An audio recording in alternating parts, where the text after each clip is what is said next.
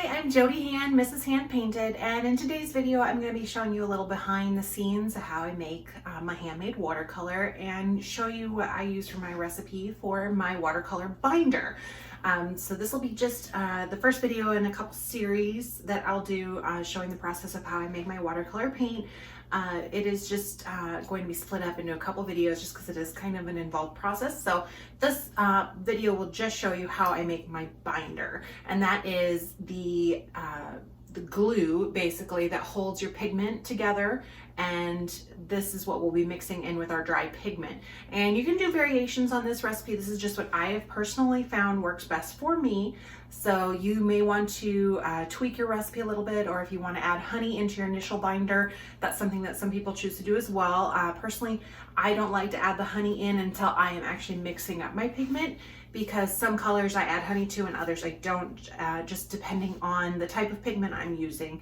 So this base binder recipe is what I use, and then I usually will add more glycerin or honey to it depending on the type of pigment. And that's something that you'll just learn from trial and error, or just getting used to using different types of pigment, because all pigments take a different amount of binder to mix together, and some are needing that extra glycerin or honey to be re-wet easily after they dry, and others can be very sticky. So it will just be something you'll have to learn through practice, or finding information that others have shared on certain pigments and how they mix together with binder. So I'm going to go ahead and change my camera angle, and I'll get everything all set up, and we'll show you how I make my binder. I have kind of prepped a few of the things here ahead of time just to make it a little bit faster to show you. I'm going to go over my supplies that I use to make my binder with. I have distilled water, and the reason you want to use distilled water is because your tap water will have minerals or impurities in it that can affect your paint sometimes, and if it has any bacteria or anything in it, can make your binder get moldy. So you do want to make sure that you're using distilled water just to make sure there's no impurities in it. I'm using vegetable glycerin, and this is a giant jug of it because I just stocked up, but you can buy much smaller quantities of this. This is only if you're going to be making a lot of paint down the road, and I was a very good value for someone who makes a lot of paint. I have some cheesecloth that I've already cut out a piece of, and I've stuck in my funnel in my jar. And this is where I'm going to end up putting the binder after I've mixed it together. I'll strain it through there to get any of the chunks of my gum arabic out of there. This is powdered form. You can also buy it in the crystals. You can see the picture here that comes in this form, and it's just ground up. And you can buy it that way. It is less expensive that way than buying this. I just wanted to save myself a little bit of time and mess, so I chose to buy the already powdered kind. And there's lots of different brands out there. This one I just like because it came in a jar, and I have some that comes in bags, but I find it to be kind of messy, so I just bought this jar and then I just refill it with the bagged one. So and then my vegetable glycerin I've already measured out, and I've got 2 ounces of that. I have measured 2 cups because I'm making a double batch here. If you just want to do a single batch, I would do 1 ounce of glycerin, 1 cup of distilled water, and a half a cup of your gum arabic powder. I've a full cup of gum arabic powder in my bowl. I measured out. I just used a measuring cup from the kitchen. I just have a set of measuring cups and stuff that I use specifically for my paint binder, and I don't use for cooking. And then my distilled water, I measured out. I've got my own separate measuring cup I use just for my paint making. And I've got 2 cups of water, distilled water in here, and I put it in my microwave for about 4 to 5 minutes to heat it to boiling. And I'm going to pour that in there. And I will note that it does not have a pleasant odor, so don't stand right above it while you stir it. Once we add our clove oil in, which I'm sorry I forgot to mention, I also will put a few drops of clove oil in. It's a little bit of an antibacterial and preservant properties to it, so it will help preserve your paint and help deter mold growth as well. And some people add some other essential oils to it. I've seen some people on Instagram talk about adding other kinds of oils like peppermint oil or ylang-ylang, jasmine oil. I've seen lots of different recipes, so I think that's just kind of a personal preference. And some people are adding scents to just make their paint smell good. So that's something that you can experiment with. But for the base of this, I'm not going to put the clove oil in until after I've stirred this for a little while here to try to dissolve as much of the gum arabic powder as possible.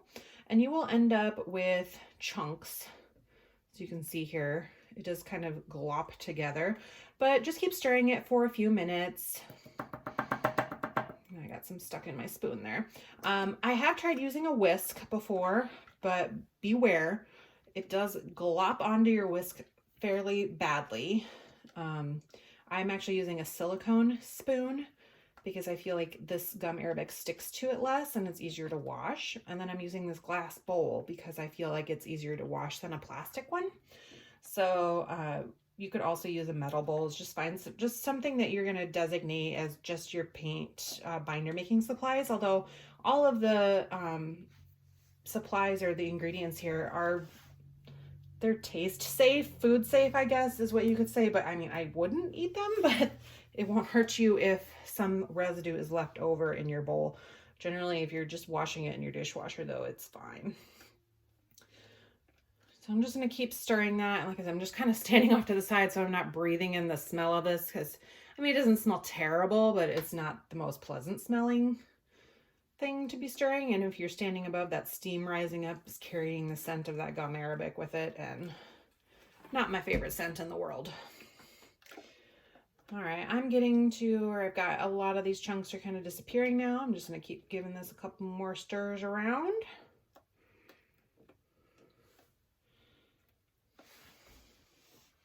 I'll give you a look. You can kind of see I still got some big chunks, so I'll just kind of stir until I get as much of that gone as possible. But you will still have some chunks, and that is why we strain it through the cheesecloth to make sure we don't get those glops of gum arabic in there.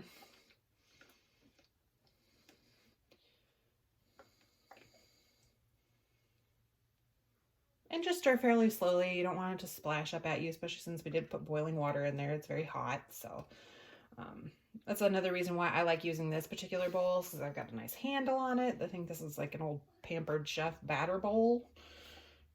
I just really like this one because I don't get my hand hot then if I have to hold onto the bowl while I'm stirring it.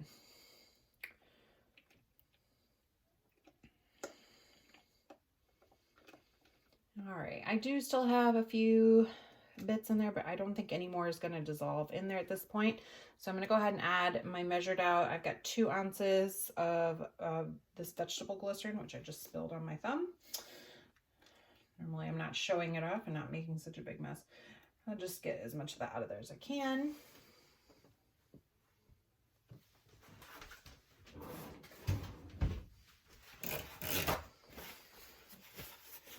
I just spilled that on myself. I'll wipe that up. All right, so stir that in. And then I'm going to take my clove oil, which again, I bought a gigantic bottle of clove oil. They obviously sell these in smaller little dropper bottles. So for about every cup of liquid, you want to have about 3 to 4 drops. So I'm adding about 8 or so drops to mine. And I'm going to give that another little stir. And then I'll be ready to pour that through my cheesecloth in my funnel into my jar. All right, and I just use a mason jar to store my extra binder in, and I have these plastic lids that Ball makes to go on top. Kind of nice, especially since everyone decided that canning lids were the hot commodity this year, so I invested in a few of these. Just any old jar you have that's cleaned out will work just fine. And you can keep extra binder in your refrigerator if you're going to have any amount of time between making batches of paint and you're not going to be using it all right away. I recommend putting it in your refrigerator just so that you don't get any mold growth, because you're having, once it's sealed up, it's a nice, warm, damp environment, perfect for mold to grow. All right, so I'm just going to pour this through my cheesecloth. Just a little bit at a time. Make sure that that doesn't clump up on me. And it does take a little while to go through, So you'll just have to pour it in small bits. I got this kind of doubled up here. This is, I don't know, there's different types of cheesecloth that have like bigger weaves, but I just happen to find this one online, and I will link to all of the supplies that I purchased. Distilled water I just bought from the grocery store, but the gum arabic and the vegetable glycerin I purchased from Amazon. I think some art stores actually do sell pre-made binder as well that you can purchase, but it can be quite expensive in small amounts. If you're only going to be making a little batch of paint or just trying to experiment, it's something to try out to see if you like doing it.